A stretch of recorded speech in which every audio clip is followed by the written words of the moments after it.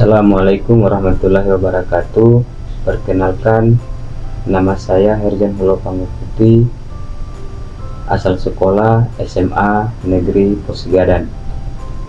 Melalui kesempatan ini saya akan memaparkan materi tentang peta pemikiran pendiri bangsa tentang Pancasila.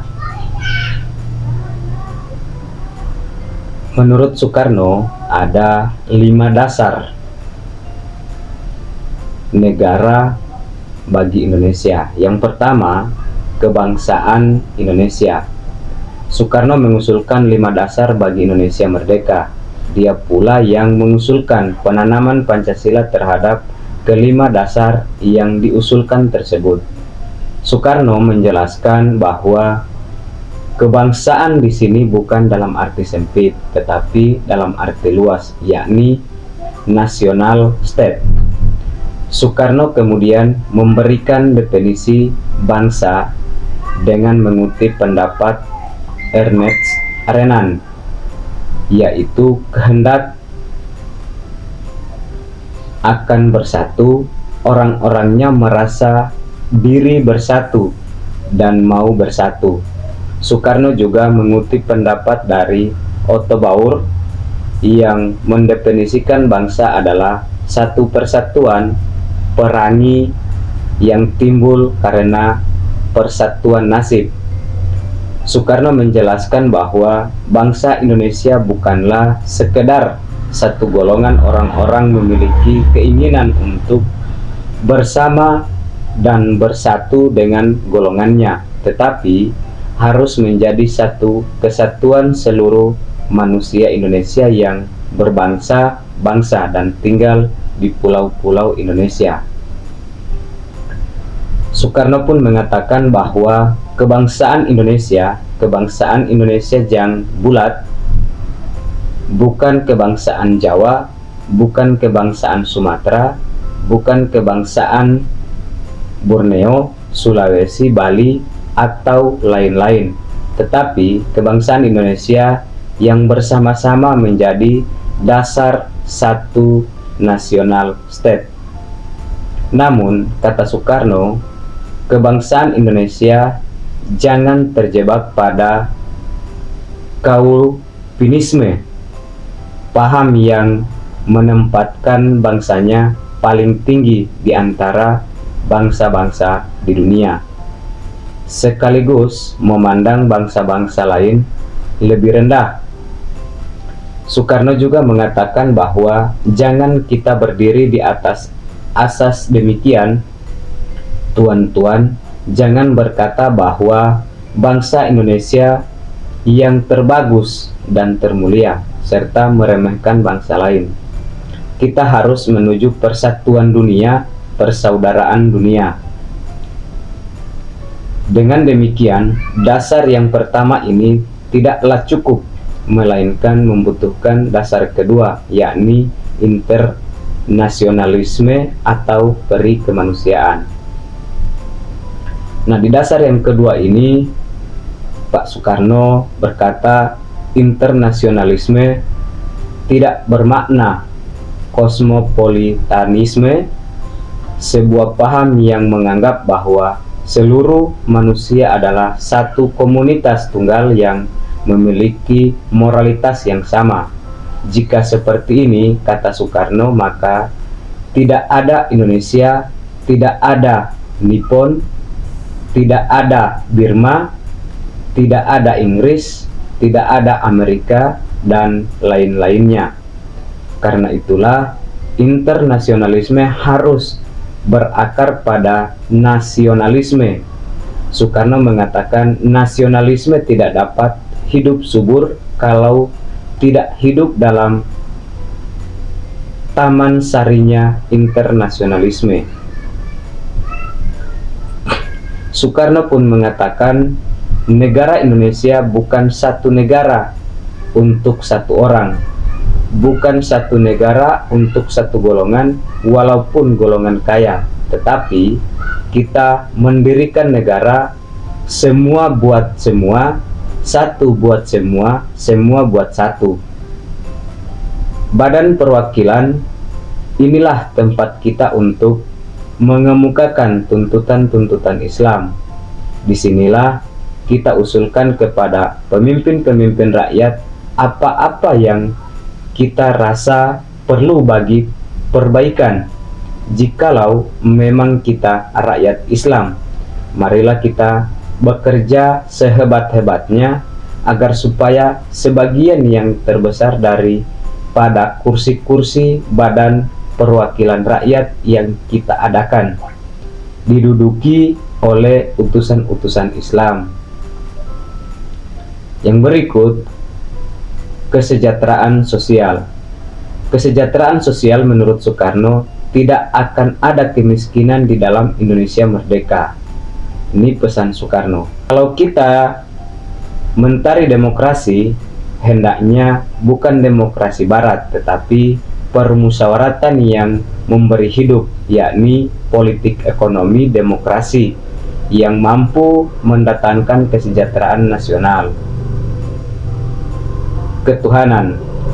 Bukan saja bangsa Indonesia bertuhan, tetapi masing-masing orang Indonesia hendaknya bertuhan, ujar Soekarno. Segenap rakyat hendaknya bertuhan secara kebudayaan. Bertuhan secara kebudayaan ialah hormat menghormati satu sama lain. Ketuhanan yang berkebudayaan di sini dimaknai oleh Soekarno sebagai ketuhanan yang berbudi pekerti, yang luhur, ketuhanan yang menghormati satu sama lain. Dengan prinsip kelima inilah semua agama dan kepercayaan mendapatkan tempat yang baik.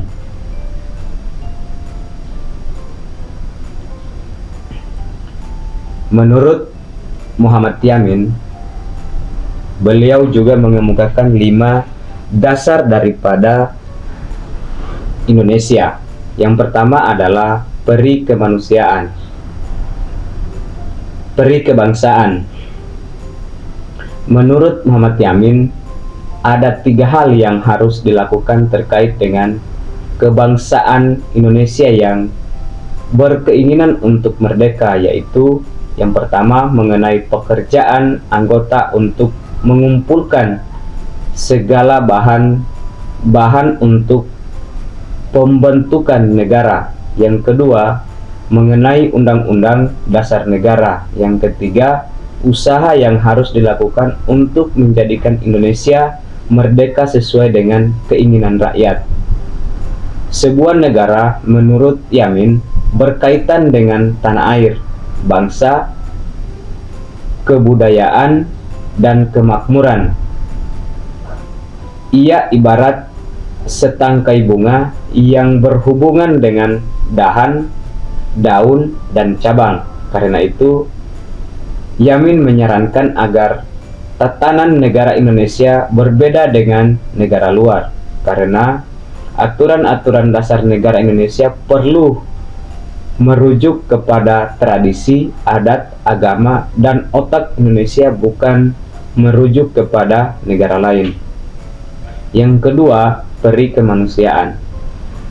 Menurut Muhammad Yamin mengatakan bahwa pergerakan Indonesia merdeka tidak saja berkaitan dengan perlawanan terhadap penjajah, melainkan juga upaya untuk menyusun masyarakat baru dalam satu negara.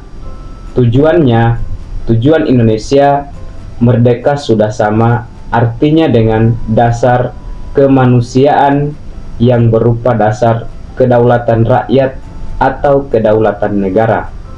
Kedaulatan rakyat Indonesia dan Indonesia merdeka berdasarkan peri kemanusiaan yang universal, berisikan tentang humanisme dan internasionalisme bagi segala bangsa.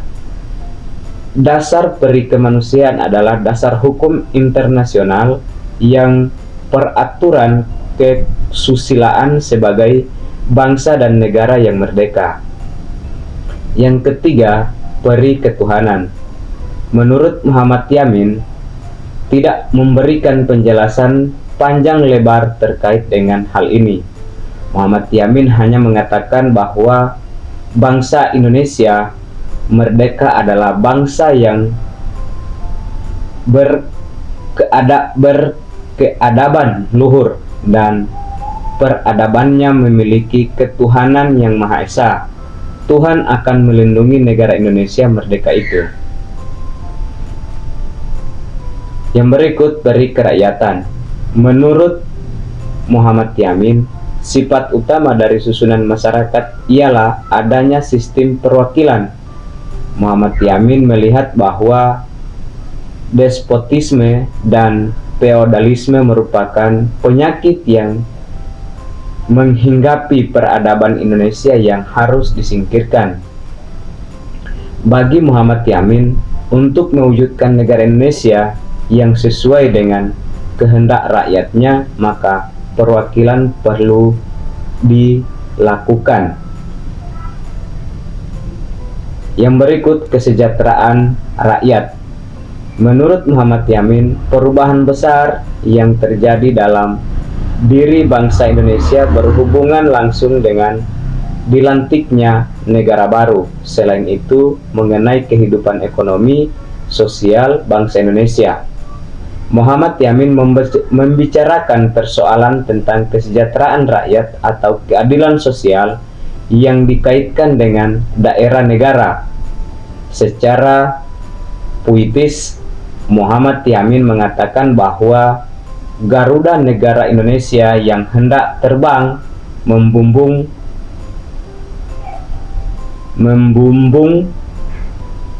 tinggi melalui daerah yang terhampar dari gentingan